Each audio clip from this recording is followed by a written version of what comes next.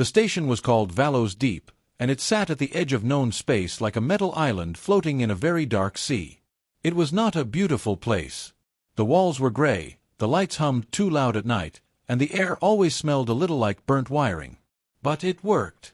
Hundreds of crew members from dozens of different worlds lived and worked inside it every single day, and most of them had learned one very important rule: mind your own business, do your job, and never touch anything that belongs to another species without asking first. Nora Calloway had been on the station for 2 years.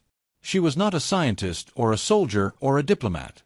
She was a maintenance technician, which meant her job was to fix things when they broke. Air recyclers, water pipes, power conduits, heating panels. If something stopped working, Nora was the one who crawled into the walls and made it work again. She was good at her job.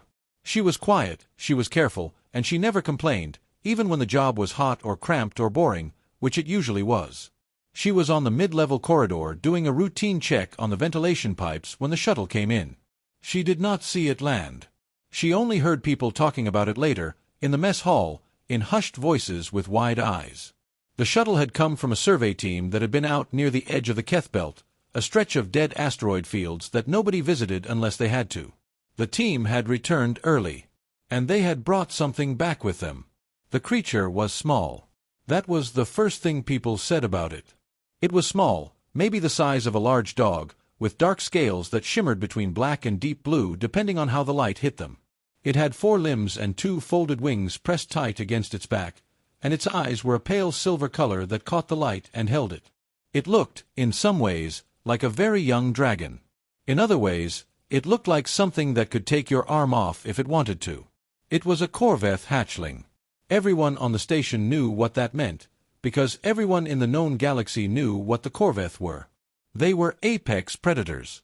Fully grown, they could tear through armored plating with their claws. Their bite was strong enough to crush hull metal. There had been wars fought over their territory. There were whole systems they controlled simply because no one was brave enough to tell them otherwise. The survey team had found the hatchling alone, near a wreckage site. No adults. No pack. Just the small creature, sitting in the dark, its scales gone pale at the edges the way the xenobiology database said they went when a Corvth was in distress. They had brought it aboard because they did not know what else to do. Now it sat in the quarantine bay on level 4, and nobody wanted to go near it. The xenobiology team refused to enter without a full containment protocol, which would take at least 2 weeks to set up. The security officers wanted it removed from the station entirely. Commander Dale Whitfield called 3 separate emergency meetings in 2 days, and every single one of them ended with people arguing and nothing being decided. There was talk of contacting the Corvth home system, but that would take time too, and in the meantime the hatchling just sat in the quarantine bay, alone, not eating the food they had pushed through the door slot, not making any sound at all. Nora found out about it because the quarantine bay was on her maintenance route. She passed the door every morning and every evening. She was not supposed to stop. There was a security lock on the outer door and a yellow hazard strip across the frame and a sign that said restricted access in 6 different languages. She was not authorized. It was not her job. But she had a tablet, and the tablet had the xenobiology database on it, and on her 3rd pass she stopped walking and looked up what it meant when a Corvth's scales went pale at the edges. It meant the creature was scared. It meant it was grieving. It meant it was slowly shutting down from the inside, the way animals sometimes did when they were separated from their family too young and left completely alone. Nora stood in the corridor for a long time after she read that. She filed a formal concern report when she got back to her bunk that night. She wrote it carefully, with all the proper reference numbers and xenobiology citations. She submitted it to the station council through the official system. It was marked low priority. She checked the status every day for a week. It stayed low priority. On the 8th day, she stopped at the mess hall before her morning route and picked up 2 extra nutrient packs. They were the dense kind, high protein, the type the database said Corvth preferred in the wild. She carried them down to level 4 and, very carefully, pushed them through the door slot of the quarantine bay. She did not hear anything from the other side. She went on with her work. She came back that evening. The nutrient packs were gone. She did not tell anyone. She just came back the next morning with 2 more. On the 9th day, Nora was running a pressure diagnostic on the pipes near the quarantine bay. It was early morning, before most of the crew had started their shifts, and the corridor was quiet. She had her toolkit open on the floor beside her and her tablet propped against the wall, and she was working through the checklist the way she always did, slow, careful, one item at a time. She was not thinking about the hatchling. Or at least, she was trying not to. She heard the inner door of the quarantine bay make a soft click. She looked up. The outer door, the one with the security lock and the hazard strip and the 6-language warning sign, was still closed. But something had changed. She could feel it the way you feel a change in air pressure, not with your ears or your eyes but somewhere deeper, in the back of your neck. Then the outer door opened.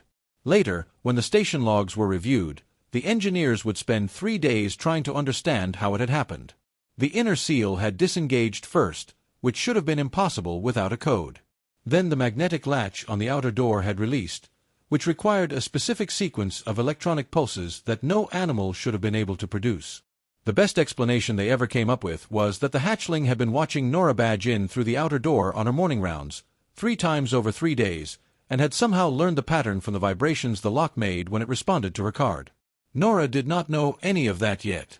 She just knew the door was open and the hatchling was standing in the corridor. Up close, it was a little bigger than she had imagined. Its head came up to her collarbone. Its scales were still pale at the edges, that faded grayish color that the database said meant distress, but they had darkened a little in the center, which was something. Its silver eyes were fixed on her with an intensity that made her feel, briefly and clearly, like she was the only thing in the entire station. 3 security officers were watching from the other end of the corridor. She could see them in her peripheral vision. One of them had already reached for his comm unit. Nora did not move fast. She did not call out. She breathed slowly, in through her nose and out through her mouth, and she said, in a voice that she kept very calm and very quiet, "Okay. Okay, little one. We are okay." The hatchling sniffed the air once. Then it walked toward her. She stayed very still. It walked around her once, slowly, in a full circle, its nose close to her boots, her knees, her hands. She could feel the heat coming off its scales. She could hear its breathing, low and steady. Then it stopped behind her, and she felt its weight shift, and before she fully understood what was happening it had climbed up her back and settled itself across her shoulders like a living cloak, its front claws hooked lightly into the fabric of her jacket, its long neck draped over her left shoulder, its head resting just above her collarbone. It weighed more than she expected. But it was not uncomfortable. It was warm, the way a heated blanket was warm. Then it made a sound. No one on the station had ever heard a Corvth make that sound before. Not in any recording, not in any database entry, not in any of the thousands of field reports that had been filed about the species over the last 2 centuries. It was low and rhythmic and resonant, something between a purr and a hum, and it vibrated through Nora's chest and shoulders and seemed to fill the whole corridor. Commander Dale Whitfield arrived 4 minutes later, fully geared, with 6 officers behind him. He took one look at the scene, Nora standing in the corridor with a Corvth hatchling draped across her shoulders making sounds no one could classify, and he gave the order to tranquilize. Nora turned her head very carefully, making sure not to disturb the creature resting against her neck. She looked at Whitfield. She said, very clearly and very calmly, "If you fire that, I will file every grievance available to me. I will also file a report with the Galactic Xeno Welfare Council, the Interspecies Diplomatic Board, and anyone else I can think of. Stand down, Commander." Whitfield stared at her. The hatchling's head lifted. Its silver eyes opened fully and fixed on the commander and the 6 officers behind him with an expression that was not aggressive, exactly, but was extremely clear about what it was prepared to do if the situation required it. Every officer in the corridor took 1 step backward. They did not discuss who had made that decision. They just all took the same step at the same time, and then nobody moved. Whitfield stood very still for a long moment. Then he lowered his hand. He did not give the order to stand down out loud. He just let his arm drop to his side, and his officers followed his lead, and Nora let out a breath she had not realized she was holding. The hatchling lowered its head back to her shoulder. The humming sound resumed. Nora picked up her toolkit from the floor, very slowly, and finished her diagnostic. The hatchling stayed exactly where it was. When she walked back down the corridor at the end of her round, it rode on her shoulders without shifting, its wings folded neatly, its tail curled around her arm for balance. Nobody got in her way. Nobody said a word. Nora went back to her bunk that night with a Corvth hatchling curled at the foot of her bed, and she lay in the dark for a long time, staring at the ceiling, listening to it breathe. She had already decided, somewhere in the corridor that morning, what she was going to call it. She had not told anyone. She was not sure she needed to yet. But she looked at the way its scales caught the faint light from under the door, dark and deep and iridescent, like a piece of coal held up to a flame, and she said it quietly, just to herself. "Coal," she said. The hatchling's ear tilted toward her. She smiled and closed her eyes. The first thing the station council did was call a meeting. The second thing they did was call another meeting, because the first one had not gone well. The third thing they did was formally note in the official record that the situation with the Corvth hatchling was, quote, unprecedented and deeply complicated, which was the kind of language people used when they had no idea what to do but still wanted to sound like they were in charge. Meanwhile, Cole did not go back to the quarantine bay. This was the central problem.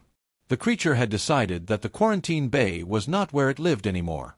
It had decided, with the calm certainty of something that had never been told it could not do a thing, that it lived with Nora. It followed her on her morning rounds. It sat beside her toolkit while she worked. It napped on a folded blanket she left in the corner of her bunk room, though it preferred her shoulders when she was walking, and her feet when she was sitting still. It tolerated almost no one else. That was not entirely accurate. It ignored most people, which among Corvth, Ambassador Saris Alnori would later explain, was actually a high compliment. To be ignored by a Corvth meant you had been assessed and found to be non-threatening, which put you in a very small and fortunate category. To be watched was something else entirely. Cole watched very few people. It watched Commander Whitfield every time he came within 20 meters of Nora. It watched a junior analyst named Greg Ferris who had once raised his voice at Nora during a scheduling dispute. It watched them with its silver eyes and its very still body and its wings half open against its back, not quite spread, just ready, and the people it watched tended to develop excellent habits around Nora very quickly. The incident with Ensign Pete Garland happened on the fourth day. Garland was a good person. He was not trying to cause trouble. He was running late for his shift and he was looking at his tablet and not paying attention, and when he passed Nora in the corridor, he grabbed her arm to get her attention because he needed to ask her something about a pipe issue on level 6. He grabbed her arm and Cole was between them before anyone saw it move. It did not bite him. It did not claw him.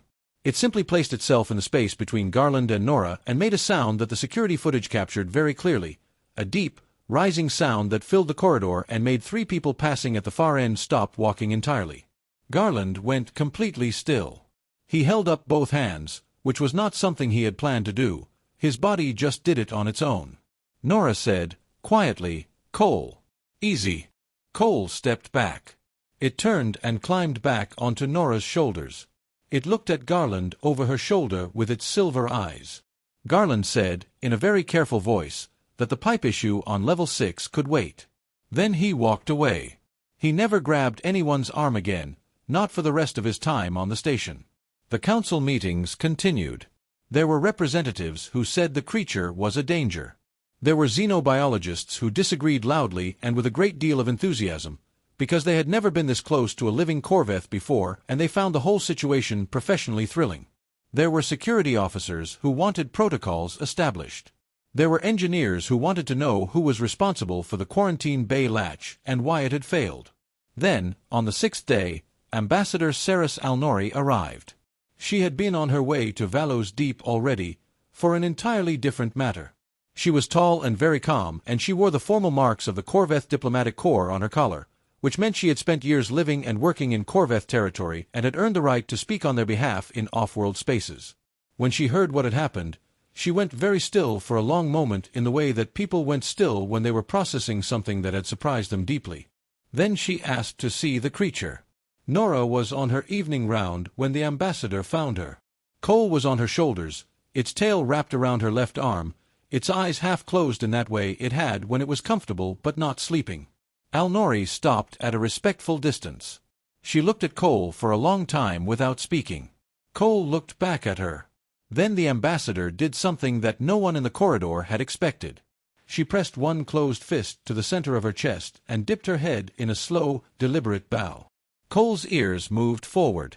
Al-Nori straightened and turned to Nora and said, in plain, clear language, "It bonded." Nora said she had guessed something like that.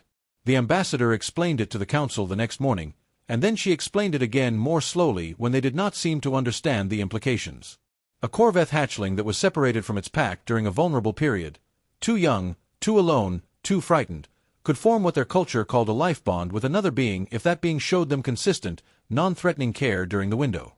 It was not like adopting a pet. It was not like training an animal.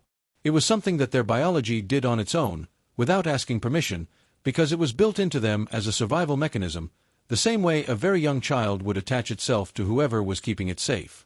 The bond, she said, was permanent. The hatchling would not survive separation. Not in a few days, not in a few weeks. Something in their body chemistry simply stopped working correctly when the bond was broken before the creature was old enough to survive independently. The room was very quiet after she finished. Someone asked what Nora would need to remain on the station in a capacity that allowed her to care for the creature. The ambassador said that was the right question. Nora, who had been sitting at the back of the room with Cole across her shoulders, quietly listening to people discuss her life as though she were not present, said that she would also like to be part of that conversation, if no one minded. No one minded. Not with Cole watching from her shoulders. Not even a little. 3 months passed. The station manifest was updated on a Tuesday morning, quietly, without any announcement. Nora's job title changed from Maintenance Technician, Level 2 to Maintenance Technician, Level 2, Corvth Handler. No one had ever held that title before on any station in the known galaxy. The Council had invented it specifically for her because they could not find a better category, and because the xenobiology team had pointed out very firmly that what she did with Cole was already a full-time responsibility on top of her regular duties, and she deserved to be compensated for both. Nora had not asked for the title. She had not asked for the extra pay either, though she did not turn it down. When a junior crew member asked her how it felt to have a job title that had never existed before, she said it felt about the same as every other Tuesday. Cole grew. Not enormously. Corvth were slow to reach their full size, and 3 months was not very long in the life of a predator species that could live for over 2 centuries. But the hatchling shoulders now came up to Nora's chin, and its wingspan, when it stretched fully, was wide enough that it had to fold carefully and deliberately to fit through standard doorways. It had learned which doors were wide enough to pass through without folding and which ones required care, and it navigated the station's corridors with the easy confidence of something that lived there and knew it. Its scales had deepened. The pale gray at the edges was completely gone now, replaced with that deep, iridescent blue-black that shifted like oil on water under the station lights. When it was calm, which was most of the time when it was near Nora, it was genuinely beautiful to look at. New crew members who transferred to Vallows Deep often went through a visible sequence of reactions the first time they saw it. Fear, then confusion, then something that looked very much like wonder. Cole, for its part, was indifferent to new people in the way that it was indifferent to most things it had already assessed and found harmless. It would look at a new crew member once, hold the look long enough to be slightly uncomfortable, and then look away. This was the Corvth equivalent of a formal introduction, Al-Nori had explained. It meant the new person had been noted. It meant they had been filed away somewhere in that quiet silver-eyed awareness as someone who was not a threat. The people it had noted tended to find this either reassuring or deeply unsettling, depending on their personality. Cole had also developed clear opinions about Nora's relationships with other crew members. The people Nora ate lunch with regularly, a small group that included a quiet engineer named Lou Hatch and a medic named Claire Osei, were treated with what amounted to friendly indifference. Cole would sometimes drop its head near their trays and sniff at the food, which everyone found alarming at first and eventually found endearing. It never took anything. It was just curious. The people who made Nora's shoulders tighten, there were 3 of them, mid-level administrators who had a habit of making her job harder than it needed to be, were watched every time they came near. Not aggressively. Cole never growled at them, never spread its wings, never showed its teeth. It simply watched them with its full attention in a way that said, very clearly, that it was aware of them, that it remembered them, and that it was paying attention. 2 of the 3 administrators filed formal complaints about feeling threatened. The complaints went to Whitfield, who read them, looked at the security footage, and noted in his written response that at no point had the animal displayed any aggressive behavior and that, furthermore, crew members were reminded that the Corvth handler and her bonded animal had every right to use shared station spaces. The third administrator, a man named Ed Corley, never filed a complaint. He also started doing his job better. Nora never mentioned it, and neither did he. The incident with the scavengers happened in month 2. There were 4 of them. They arrived in an unmarked ship and latched onto docking bay 7 at 2 in the morning, station time, which was when the bay was at its lowest staffing. They were armed, and they had clearly done research on the station layout because they moved quickly and quietly through the outer corridor toward the cargo storage units, which held samples and equipment worth a significant amount on certain markets. The response team suited up. Whitfield called it in. The security officers were 4 minutes from the docking bay when something else happened first. Cole had been asleep at the foot of Nora's bunk. No one had worked out exactly how it knew. Maybe it was sound, or vibration, or something in the air pressure that changed when the outer airlock cycled. But it had woken up, and it had gone through the ventilation grate in Nora's room, which it had learned to open months ago, and it had moved through the station's ventilation system to the outer corridor by the docking bay. The security team found the 4 scavengers in the corridor when they arrived. All 4 of them were pressed against the wall. None of them were moving.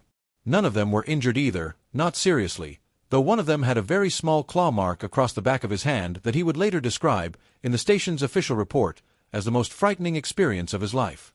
Cole was sitting in the middle of the corridor, completely calm, watching them. When the security team came around the corner, Cole looked at them once, then turned and walked back toward the ventilation grate it had used. No one stopped it. No one quite knew what to say. Whitfield wrote in his report that the situation had been resolved before the response team arrived and that no crew members had been harmed. He did not specify how it had been resolved. The scavengers, for their part, were very cooperative during the interview process. Extremely cooperative. They answered every question asked of them before it was finished being asked. Ambassador Al-Nori requested a formal meeting with Nora around the end of month 2. It was not an uncomfortable meeting. Al-Nori was one of the few people Cole genuinely seemed to like. In its quiet, watchful way, it would sometimes press the side of its head against her hand when she was near, which the ambassador accepted with the calm of someone who understood exactly what an honor was being paid. The meeting was about the Corvth Council on the home system.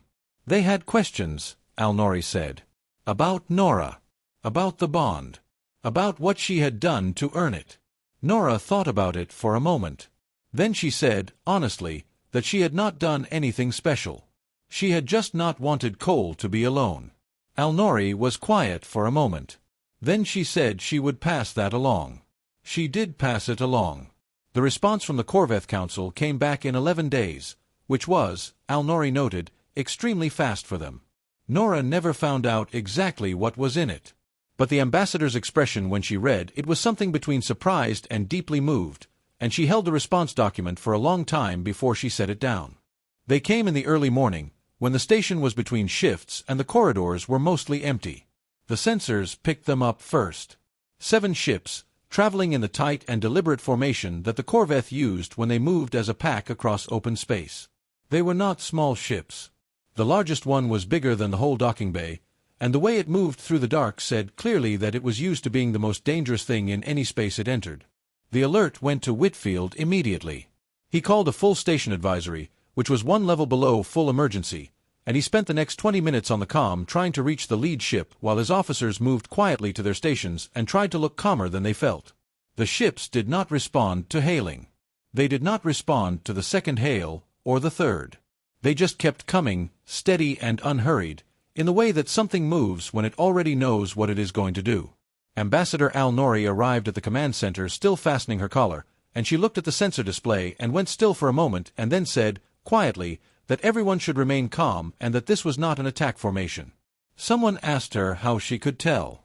She said that if it were an attack formation, they would already be dead. The ship stopped just outside standard docking range. They held there, perfectly still, for 11 minutes.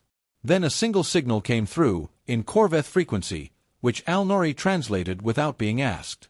It said, in the very plain and direct way that Corvth communicated, that they were Cole's family unit, that they had been searching, that they had come to collect what was theirs. Nora was in the command center by then. She had been woken up by the alert, and she had come without being asked, with Cole on her shoulders, because Cole had felt the change in the station before any sensor had registered it and had woken her up by pressing its nose against the side of her face until she opened her eyes. When the signal was translated, the whole room turned to look at her. Cole had not moved. It was sitting on her shoulders with its wings folded and its eyes open, looking at the sensor display that showed the 7 ships outside, and its expression was one that Nora had learned to read over 3 months. Not afraid, not aggressive, just thinking. Nora said, to no one in particular, "Let them dock." Whitfield looked at her for a moment.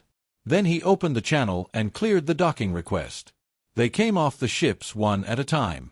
7 of them in total, the smallest about twice Cole's current size, the largest, the lead hunter, big enough that it had to lower its head to come through the station's main docking corridor. Its scales were a deeper, darker shade than Cole's, nearly black, with scars along its muzzle and shoulders that spoke of a very long life in a very demanding world. Its eyes were the same pale silver.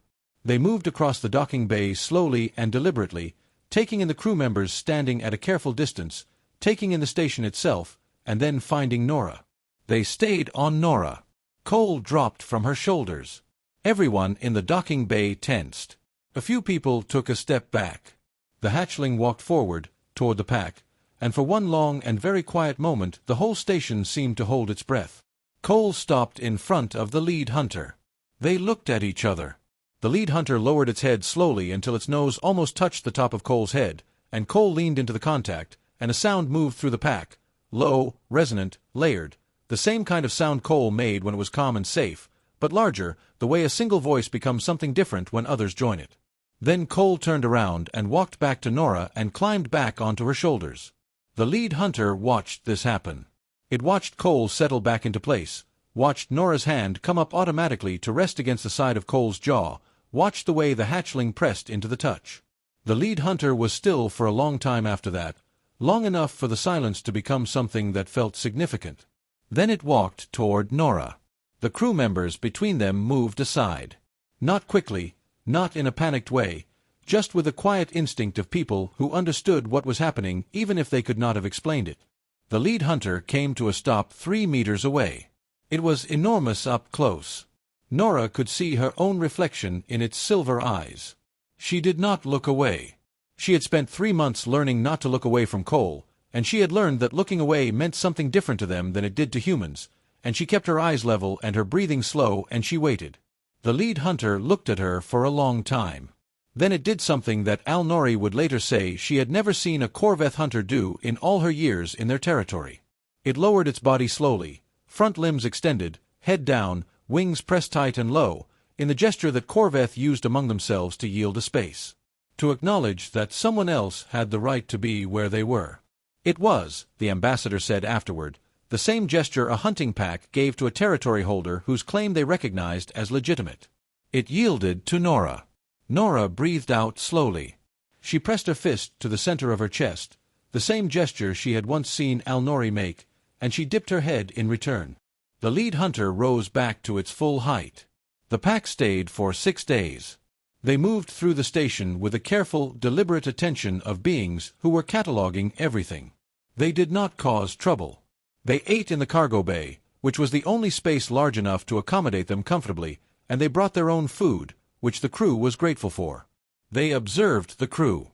They allowed themselves to be observed in return, which Al-Nori said was a significant gesture on its own. On the morning of the 7th day, they prepared to leave. The lead hunter came to find Nora one last time. It set something at her feet. A scale, palm-sized, dark with that deep blue-black iridescence, edged along one side with a denser mineral that caught the light differently, a dark, almost metallic sheen that Cole's scales did not have. Al-Nori knelt and looked at it carefully and then stood up and looked at Nora and said, very quietly, that the mineral edging meant the scale was from the lead hunter's own body, that it was rare, that what it meant, in their culture, was a formal marker of protection, that Nora and anyone she claimed as belonging to her were now under the protection of this pack. Not just Cole's protection. The whole pack's. Nora looked at the scale on the floor. She looked at Cole on her shoulders. She looked at the lead hunter, which was watching her with its pale silver eyes in that still and unreadable way. she said. "Thank you." Alnori translated it. The lead hunter was still for a moment. Then it turned and walked back toward the docking bay, and the pack followed it, one by one, and the ships departed the same way they had come, steady, deliberate, unhurried. The station was quiet after they left. Not the tense kind of quiet it had been when they arrived, but a different kind, the kind that settles in after something important has happened and people are still working out what it means. Nora picked the scale up from the floor and held it for a moment. It was heavier than she expected. She carried it back to her bunkroom and set it on the small shelf above her bed. Then she put her toolkit under her arm and went back to work. Cole rode on her shoulders. The corridors were the same as they had always been, gray walls, humming lights, the faint smell of burnt wiring. Crew members nodded when she passed. New transfers looked at her twice. She walked the same route she had always walked, checking the same pipes, running the same diagnostics, doing the job she had always done. Everything was the same. Everything was a little different. She had not set out to become anything. She had not planned to change her life or anyone else's. She had just noticed a small and frightened creature going gray at the edges in a room where nobody would go near it, and she had thought, very simply, that this was not right, and she had done the small and simple thing of making sure it was not alone. It had turned out to be enough. It had turned out to be everything.